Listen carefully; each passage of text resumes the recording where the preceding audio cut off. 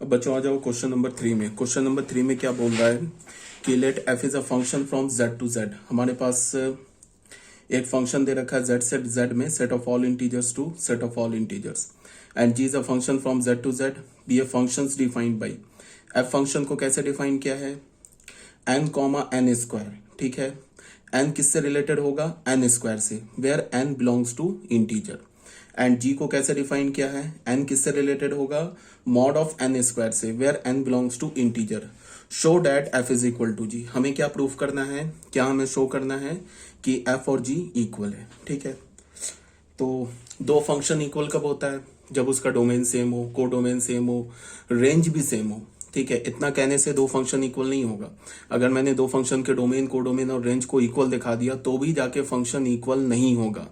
Function equal कब होगा, जब डोमेन सेम हो, को डोमेन सेम हो, रेंज सेम हो, और डोमेन के क्रॉसपॉन्डिंग एफ फंक्शन का वैल्यू, डोमेन के हर एक एलिमेंट के क्रॉसपॉन्डिंग एफ फंक्शन का वैल्यू और जी फंक्शन का वैल्यू भी सेम हो। मीन्स क्या हो, एफ एक्स जी एक्स के इक्वल हो for all x belonging to their common domain, तब जाके फंक्शन इक्वल होगा। जैसे मान लो कि f1 का वैल्यू 2 आ गया और g1 का वैल्यू 4 आ गया।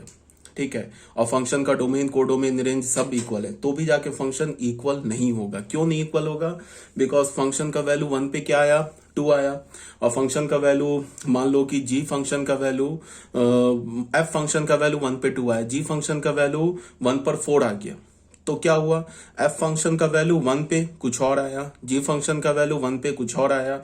भले ही इस फंक्शन का डोमेन, को डोमेन और रेंज सेम हो, तब भी जाके फंक्शन क्या होगा, इक्वल नहीं होगा।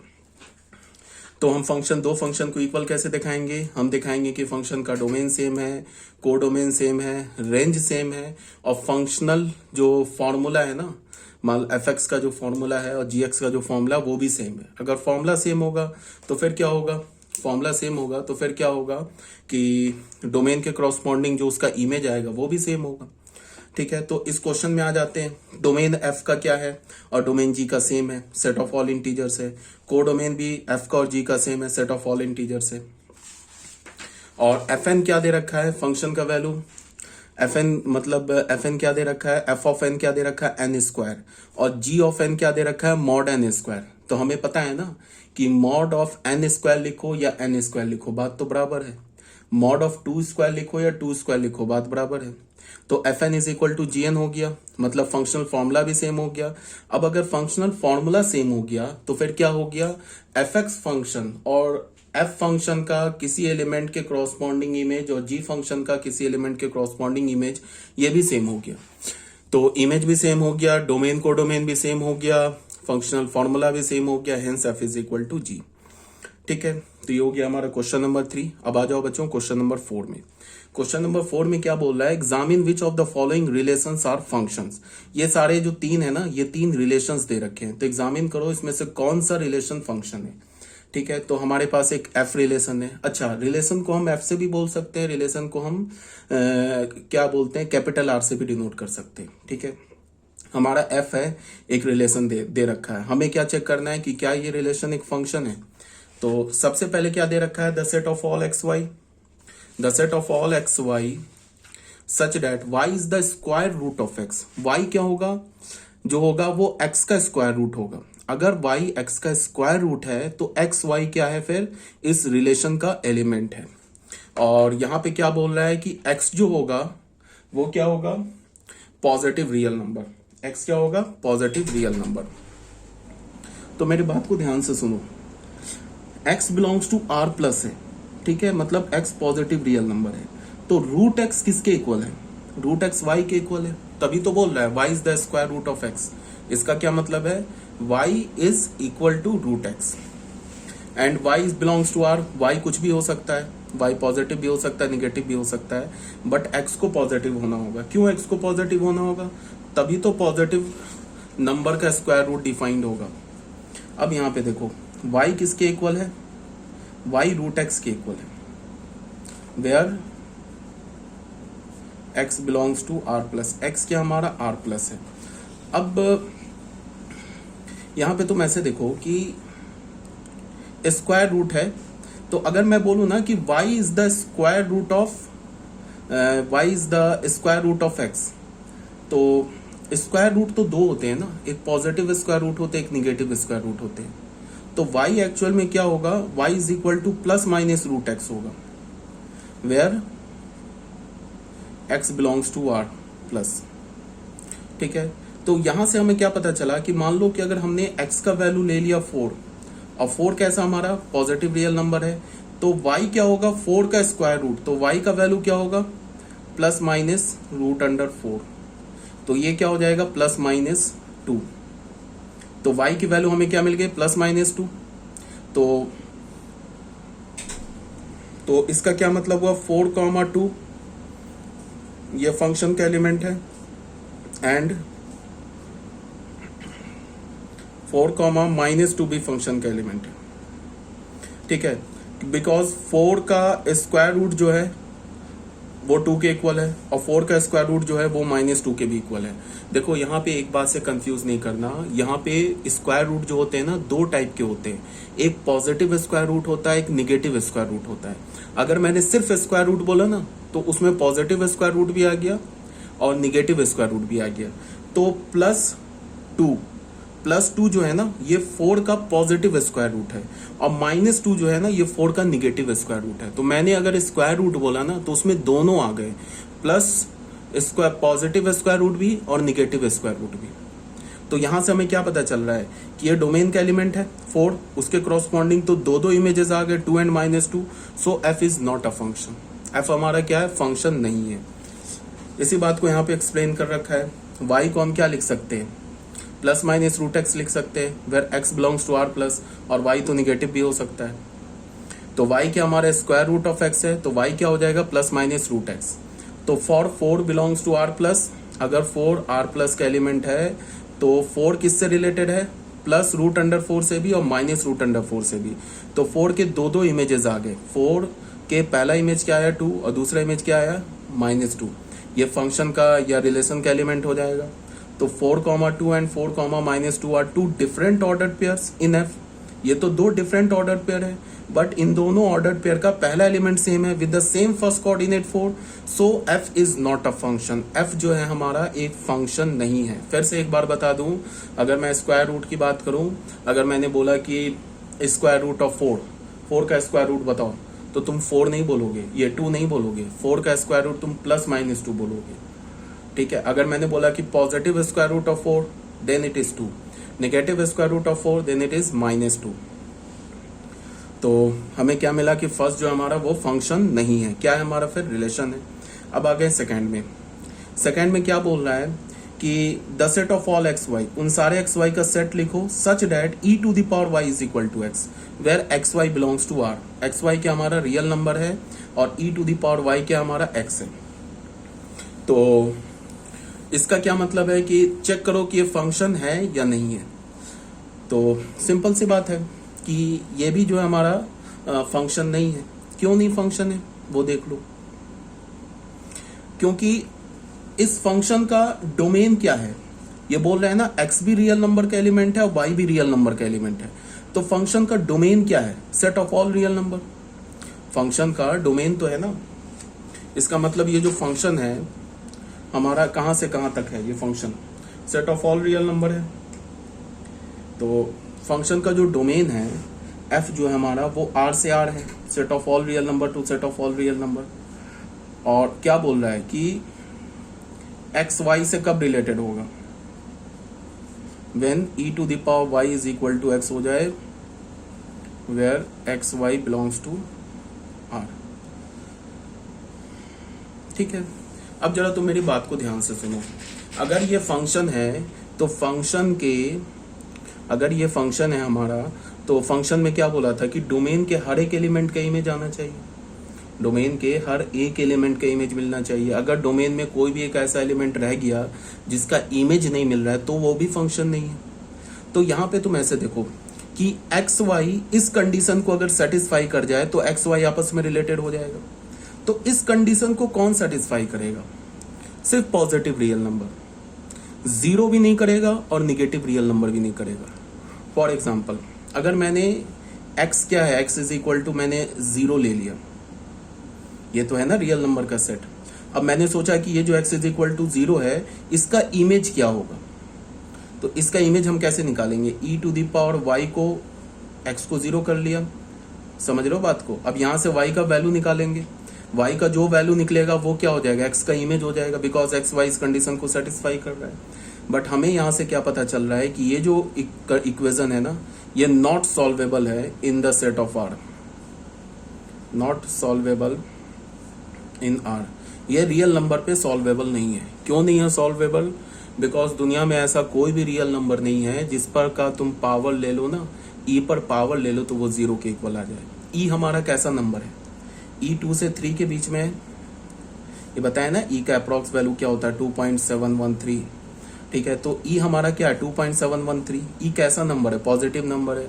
अब किसी भी पॉजिटिव नंबर पे तुम कोई भी रियल नंबर डालो वो कभी 0 नहीं आ सकता है, ठीक है। पॉजिटिव नंबर कोई भी उठा लो, 2 उठा लो, 2 पर तुम पावर कोई भी रियल नंबर रख लो वो कभी 0 नहीं आएगा। e टू द पावर ये 2 टू द पावर 0 क्या होगा 1 होगा, 2 टू द पावर -1 क्या होगा 1/2 होगा, कभी भी 0 नहीं आ सकता। इससे हमें क्या पता चल रहा है कि x जो कि रियल नंबर का एलिमेंट है इसके क्रॉसपॉन्डिंग हमें y नहीं मिल रहा है, मतलब कि x इज इक्वल टू 0 के क्रॉसपॉन्डिंग 0 का हमें इमेज नहीं मिल रहा है। तो जब 0 का इमेज नहीं मिल रहा, 0 है क्या डोमेन में है, तो फिर ये फंक्शन नहीं है। सिर्फ 0 का ही नहीं मिल रहा है, ऐसे इनफाइनाइट नंबर्स है जिनका इमेज नहीं मिल रहा, सारे निगेटिव नंबर का इमेज नहीं मिल रहा, 0 का भी इमेज नहीं मिल रहा। अगर तुमने x का वैल्यू -1 ले लिया, अगर तुमने सोचा ना कि -1 का इमेज क्या होगा, तो क्या करोगे, e to the power y को क्या करोगे -1 के इक्वल करोगे, फिर यहां से y का वैल्यू निकालोगे।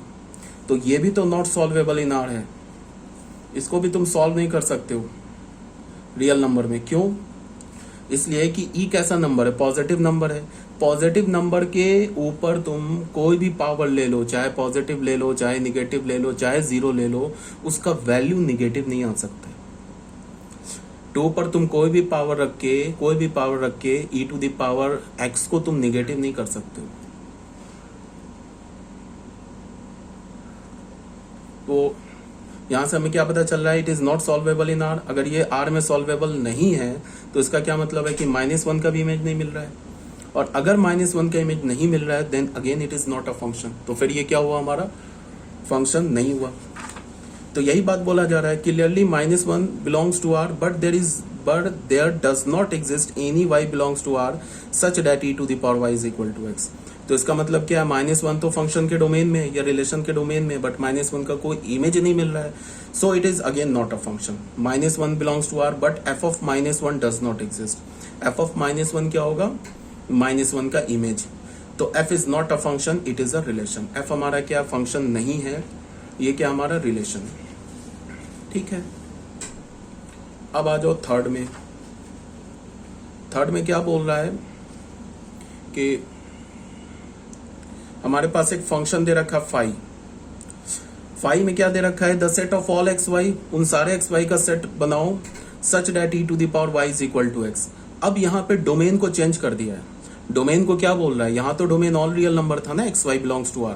x किसे रिप्रेजेंट करता है, डोमेन के एलिमेंट को, y किसे रिप्रेजेंट करता है, को डोमेन के एलिमेंट को। तो यहाँ पे तो x को क्या बोल दिया, R प्लस बोल दिया, मतलब डोमेन को क्या बोला, डोमेन को बोल दिया कि set of all positive real numbers and y belongs to R। y क्या हमारा रियल नंबर है।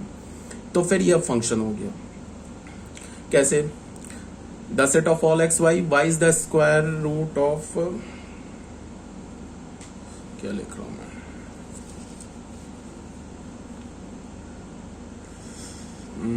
कुछ गड़बड़ हो गया, मैंने यहाँ पे 1 मिनट, कुछ गड़बड़ हो रहा है। इस थर्ड का ना मैंने तुम लोगों को आई थिंक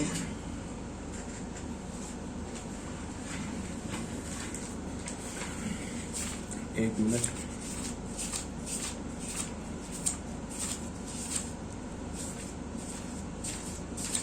सॉल्यूशन जो मैंने दिया है ना वो आई थिंक कुछ गड़बड़ हो गया।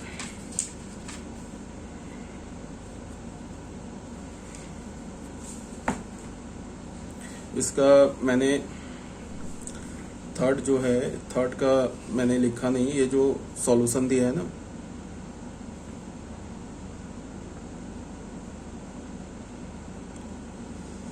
इसका मैंने आई थिंक कौन सा दे दिया है 5xy,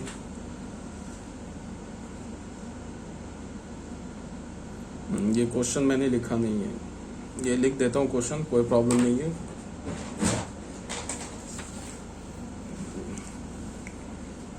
ये सॉल्यूशन, इसको ना मैं क्वेश्चन नंबर 4 कर देता हूँ। देख लो बच्चों, अपने पीडीएफ में करेक्ट कर लेना। इसको ना मैं क्वेश्चन नंबर 4 कर देता हूँ, ठीक है।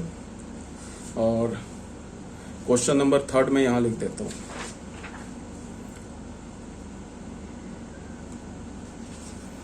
इसका जो सॉल्यूशन है ना 3 को मैं यहाँ लिख देता हूँ। 5 बच्चों अपने पीडीएफ में ना करेक्ट कर लेना। Such that y is the square root of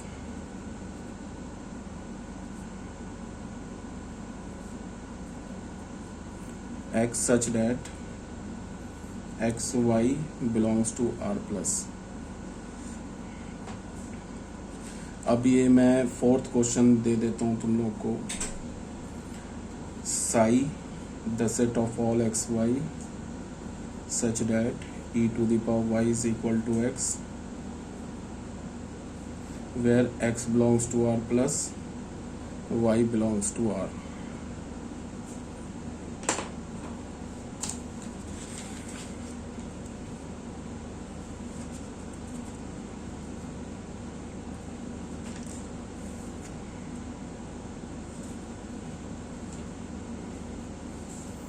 इसका मैं तुम्हें 4th का सॉल्यूशन भी लिख देता हूँ।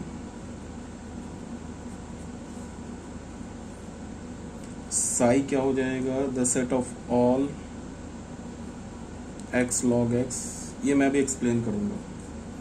सच that x belongs to r plus, ये सॉल्यूशन है 4 का।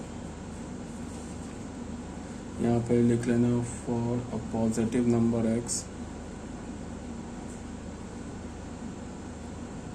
for a positive number x log x is unique।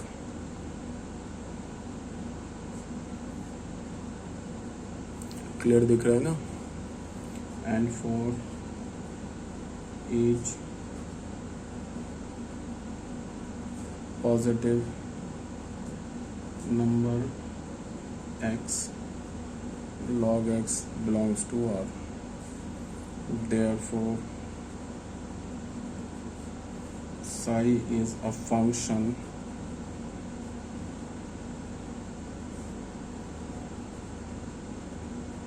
defined by psi r plus से r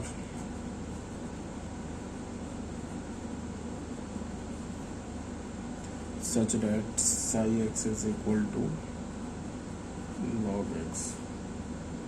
अगर मैं डोमेन ऑफ साई फंक्शन की बात करूँ तो वो r प्लस हो गया, रेंज ऑफ साई फंक्शन की बात करूँ तो वो r हो गया।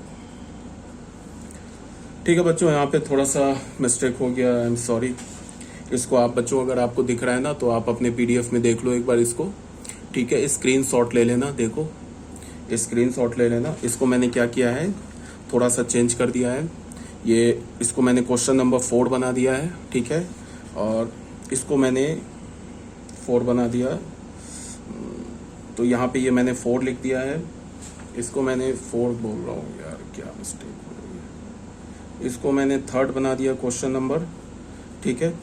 इस क्वेश्चन नंबर 3rd का यहाँ सॉल्यूशन है। फिर ये क्वेश्चन नंबर 4 है हमारा, x belongs to r plus. 3rd तो लिखा ही हुआ है, अच्छा 3rd 2 बार आ गया, 3rd 2 बार लिख दिया मैंने शायद। यहाँ पे देखो ये 3rd है, इसका ये सॉल्यूशन है, और ये सेम 3rd जो है यहाँ भी लिखा हुआ है, ठीक है। तो फिर एक काम करो, इस 3rd को यहाँ से कैंसिल कर दो, ठीक है। बच्चों पीडीएफ में करेक्ट कर लेना, ये 3rd को यहाँ से हटा देना, ठीक है। और ये 3rd क्वेश्चन है, उसका ये सॉल्यूशन है, और यहाँ पे ये क्वेश्चन नंबर 4 लिखा मैंने, उस क्वेश्चन नंबर 4 का ये सॉल्यूशन है, ठीक है। एक नया क्वेश्चन लिखा 4, उसका ये सॉल्यूशन है। लेकिन यार ये तो गड़बड़ हो रहा है।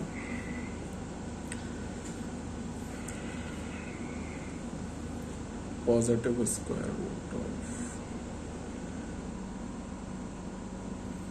अच्छा ये थर्ड का क्वेश्चन नंबर था, गड़बड़ कर रहा हूँ मैं बच्चों, ये सही लिखा हुआ था, ये थर्ड है, इसका एक क्वेश्चन नंबर है। और इसको मैं कैसे इनकॉर्पोरेट करूं अब,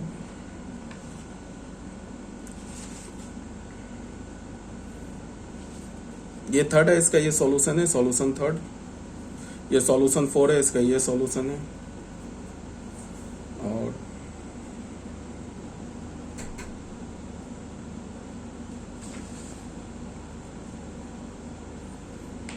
एक क्वेश्चन और देना है मुझे, यहां पे लिख देता हूं बैक पेज पे।